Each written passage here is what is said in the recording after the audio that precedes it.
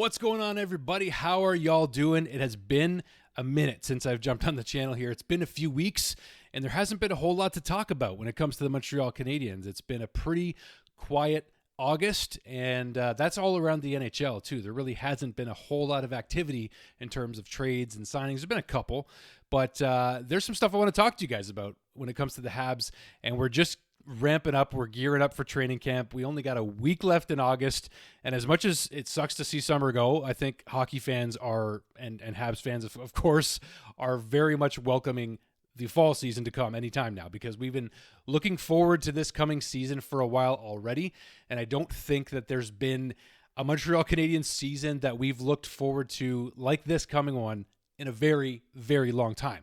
So let's talk about some quick Habs news here, okay? Noah Dobson arriving in Montreal today. And also, we know that Zach Bolduc arrived recently. The guys are starting to make their way into Montreal ahead of training camp here. It's exciting times for the Canadiens. Kirby Dach, a welcome addition to just seeing him on the ice in Brassard today was good stuff. I mean, all the sort of not confusion, but maybe a bit of misinformation and back and forth and speculation about Kirby Dach's status ahead of training camp. It's just good to see the guy hit the ice. He still looks like he's getting comfortable skating around, and there's no guarantee still that he'll be ready for training camp or the start of the season. However, it's good to see him on the ice on August 25th. That's a good sign. So I do like to see that. I want to talk to you guys about, very quickly, the Lane Hutson snub. I want to talk to you guys about the biggest takeaway so far from the first two episodes of season 2 of the Rebuild on Crave, the Montreal Canadiens series. If you have had a chance to watch it, great. If you haven't, well, I'll talk to you about it here. A little bit of a spoiler alert, but I want to tell you about the most significant takeaway I've seen so far in the first couple episodes that really stood out to me big time about the Montreal Canadiens right now and going forward. I think it's an important thing that I picked up on here, but maybe you did too if you watched it. So let's talk about, and also we're going to talk about Patrik Laine as well. And, there's a few players that have been skating regularly in Brassard in Montreal for weeks now already before the end of August here. So we'll talk about that too.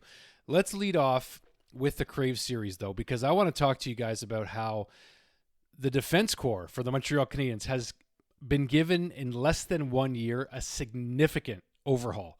And specifically talking about the departure of Justin Barron, Logan Mailloux, and David Savard.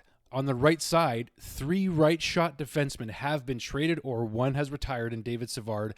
And I just noticed in the early on of last season how much the Canadiens struggled out of the gate.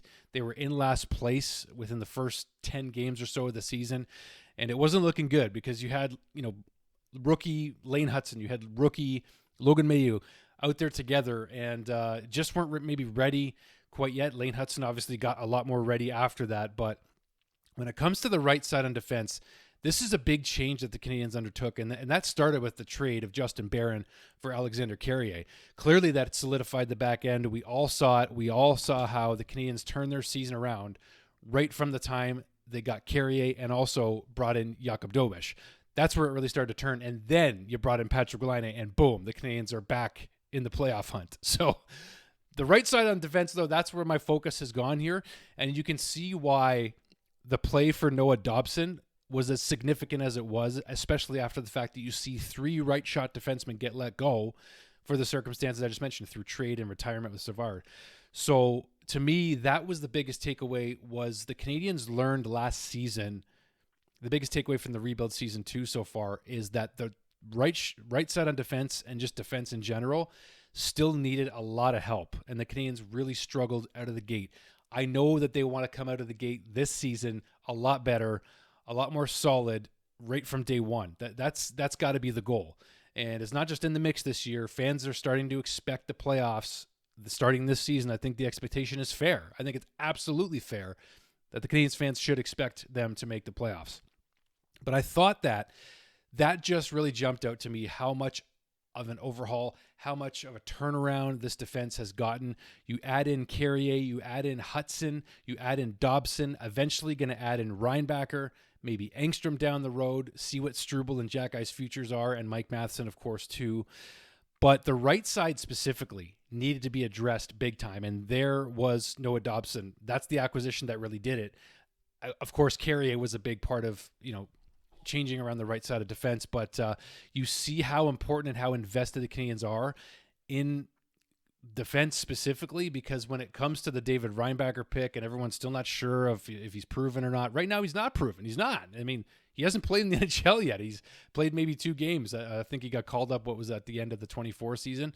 So that being said, I mean, I think it's just time that the Canadiens, they're not messing around. We know that they're not messing around at this point, but that's the biggest thing that jumped out to me. And also the Buffalo Sabres game on November 11th last year on Remembrance Day was actually kind of a turning point. And I was at that game. It was, what was the final score again? 6-5. It was a crazy game. They really focused a lot on that Sabres game that my nephew and I and my dad were at. And I was just surprised that it was, I mean, we all kind of knew the season was on a bit of a, doing one of these on a teeter-totter, right? But it was pretty cool to see all that go down. All right, so when it comes to Patrik Laine, he's been hitting the ice quite a bit this summer already, and you got to think if he wants to play on that second line with Ivan Demidov, he's got to be in game shape and ready to go out of training camp and also stay healthy. And yes, I'm going to put it out there right now to all of you guys before training camp even starts. You guys saw me sort of share my faith last year on the channel a bit when it came to Patrik Laine's injury and David Reinbacher's injury. I'm going to be saying some prayers, and I'm serious. I'm going to be saying some prayers for Kirby Dach, for the Canadiens, for health, for all players, for them, and also for other NHL players too.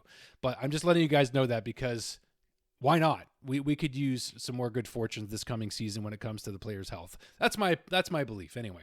So with that said, you guys, Lane Hutson being snubbed, I don't really think he was snubbed. I know the arguments for it, but I just don't think that USA Hockey, that the Olympic hockey level is necessarily ready yet to, how do I explain this? I just don't think that they're out of their old school sort of approach to building a hockey team in the sense of you got to have big, tough defensemen. You think about Shea Weber, you think about Drew Doughty, guys that represented Team Canada in the past.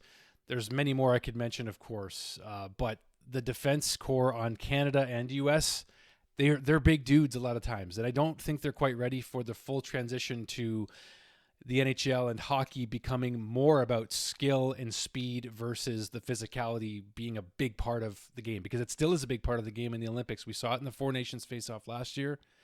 It's still a big part of the NHL too.